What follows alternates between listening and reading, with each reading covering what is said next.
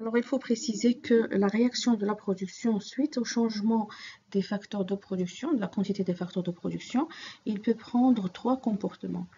Soit la production il va augmenter à la même proportion que l'augmentation des facteurs de production.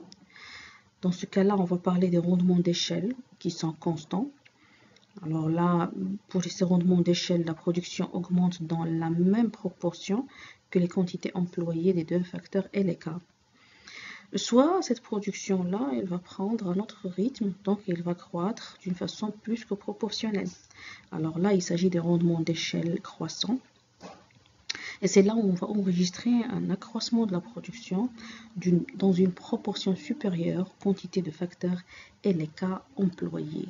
Alors, dans ce moment-là, on parle d'économie d'échelle. Alors, lorsque je dis économie, je vais économiser, automatiquement, je vais lier avec la notion de coût, c'est-à-dire que la production, certes, elle va augmenter, mais en contrepartie, je vais voir le coût qui va diminuer. Alors, lorsque ces deux conditions sont réalisées, on va dire que nous sommes dans la zone des rendements d'échelle qui sont croissants.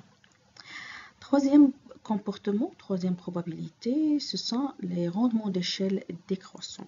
Alors, ils se caractérisent par quoi? À ce niveau-là, la production augmente dans une proportion moindre que l'augmentation des facteurs de production. On parle en général de ce qu'on appelle les déséconomies d'échelle ou bien les pertes d'échelle. Alors mathématiquement, comment on va matérialiser ces rendements d'échelle, l'étude des rendements d'échelle croissants, constants et décroissants? Alors via ce qu'on appelle la fonction homogène. Alors normalement, on aura besoin d'une fonction de production, des deux facteurs de production et les cas. Et puis on va intégrer une constante et on va voir comment la fonction va devenir, comment elle va réagir avec cette constante. Alors on va supposer d'abord, par définition, on va dire une fonction homogène qui a deux variables x, y. Alors, elle sera homogène de degré k si en multipliant x, y par une constante m, la fonction sera multipliée par m à la puissance k.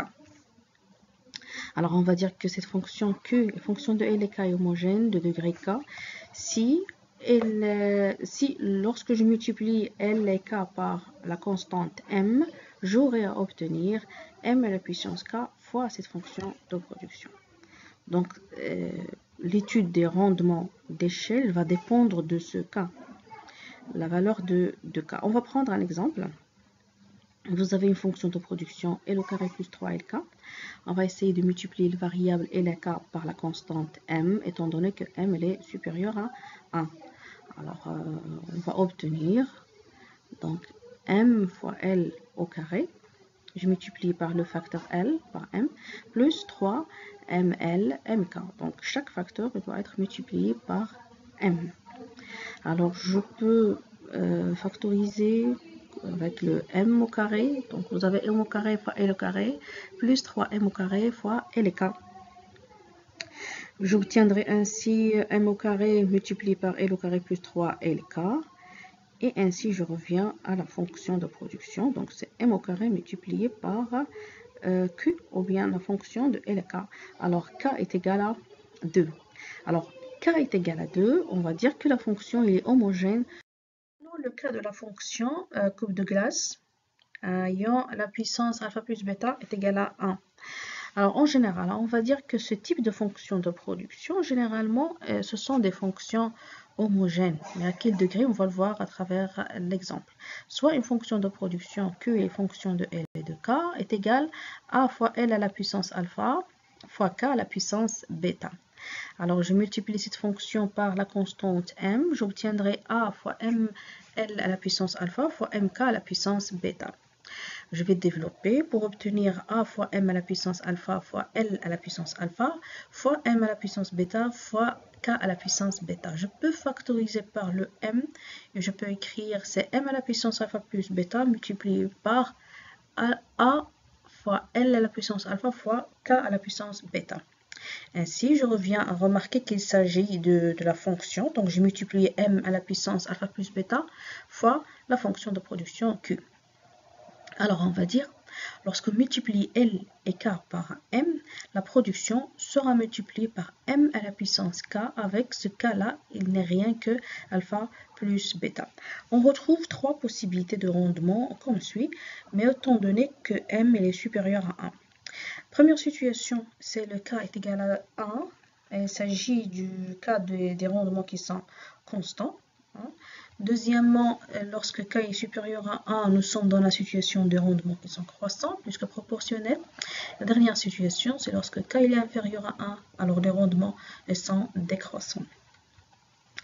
Alors, en général, on va dire les fonctions de production groupe de glace, proprement dites, où alpha plus bêta est égal à 1, sont des fonctions homogènes, toujours de degré 1. Elles expriment surtout la situation des rendements d'échelle constants.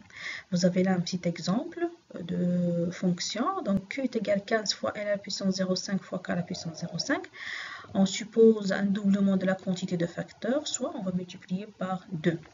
Donc, je multiplie L par 2, je multiplie K par 2, et j'obtiendrai 2 à la puissance alpha plus bêta, soit Q est égal à 2 à la puissance 1.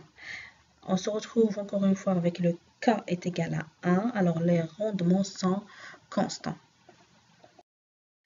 Alors, nous venons de voir l'exemple de la fonction homogène de type coupe de glace, et il est intéressant de noter que cette fonction de production homogène, elle possède une certaine caractéristique particulière.